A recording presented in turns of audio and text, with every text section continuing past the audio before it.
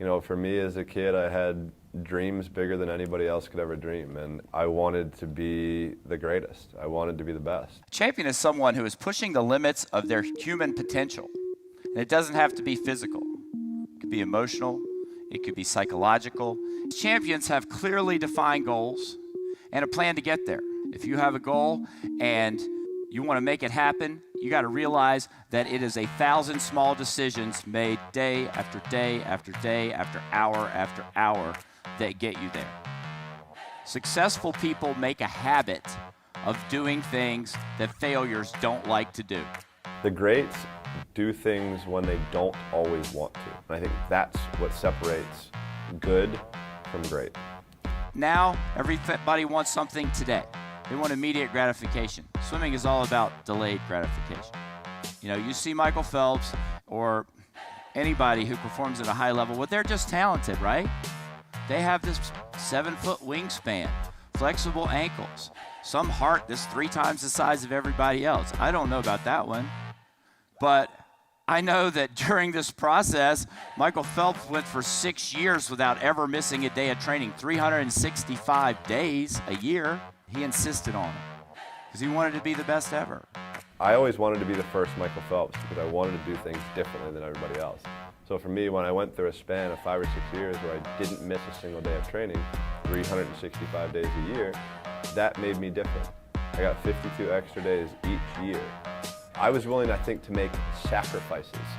Champions produce predictable and normal results in abnormal and unpredictable environments. That's the essence of Olympic competition. They have the ability to concentrate on what they're doing when things around them don't go as maybe they had seen it coming. I mean, the biggest thing I think that really separated me through my career was my mental game. Everything that was in between my ears. I eventually got to the point where I was competing against myself because I was so hard on myself.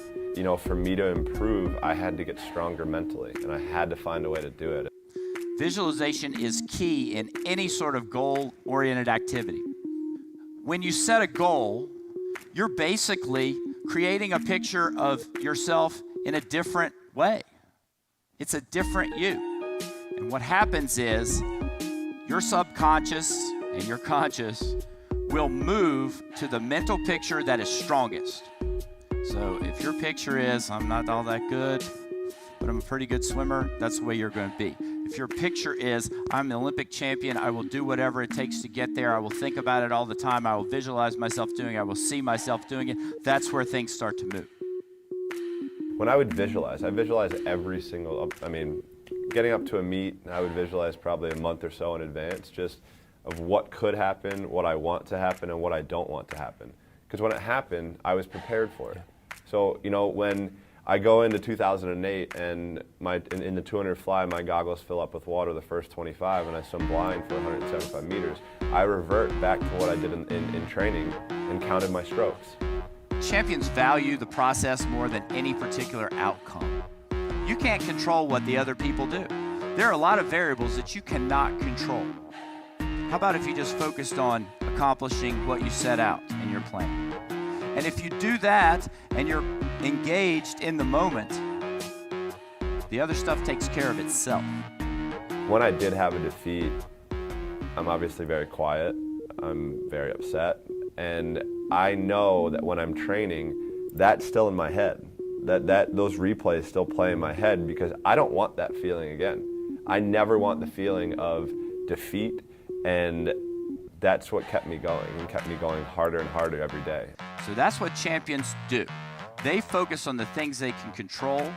They have a plan, and they work on every day, making it a little bit closer to the plan. One step, one step, one step. That's why I went to practice every day. That's why I worked as hard as I did every day, because I didn't want anybody to beat me. I wanted to stay on top of the mountain as long as I could, and if somebody wanted to knock me off, I was ready for a challenge. If you look at things in perspective and you find your dream, you can accomplish some amazing things. The process is all the same. And I hope that all of you will find your dream and get to work. You know, whatever you want to do in life is possible. And that's been something that I've been able to realize firsthand. As a 10-year-old kid, would I ever think I'd be sitting here? I've been able to do everything I've ever wanted in sport. Would I say I'd be able to do it 10 years ago? Probably not. But I didn't give up. I think that's the biggest thing. And if it was easy, everybody would be doing it. There are always going to be ups and downs, but I think it's really how you really, get back on your horse and keep going forward. And I think the biggest thing that I've always said is never give up. I never have, and nobody ever should. If they want something bad enough, they'll get it. They have to work for it. Yeah, it's not going to be easy, but if you want it bad enough, they'll do whatever it takes to get there. So thank you guys for coming out, and I wish you all the best of luck.